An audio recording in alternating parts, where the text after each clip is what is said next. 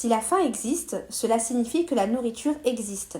Biologiquement, la faim n'aurait pas de sens évolutif si la nourriture n'existait pas dans l'environnement.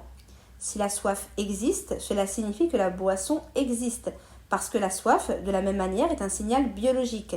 Et ce mécanisme n'aurait pas de sens évolutif si aucune eau n'était disponible dans l'environnement.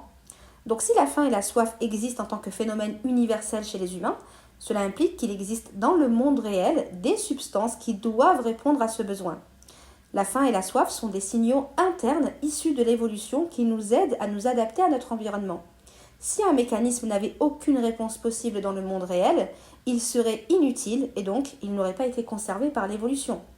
Autrement dit, la présence d'un signal biologique présuppose l'existence dans le monde réel de quelque chose qui peut répondre à ce signal. Donc si les humains ont développé le besoin de sens, cela signifie que le sens existe dans le monde réel. Tous ces mécanismes développés dans le but de survivre ont forcément une réponse universelle, indépendamment des variations individuelles. Un sens universel doit posséder des propriétés minimales pour réellement nourrir l'humain, dont la cohérence, la contribution, la compréhension de soi et du monde.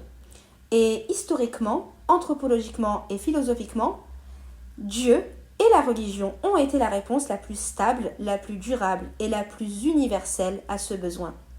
Le fait que cette réponse ait émergé partout, indépendamment des cultures, démontre bien que le besoin est réel et structurel, comme si Dieu était la réponse universelle aux besoins de sens presque intuitive à ressentir.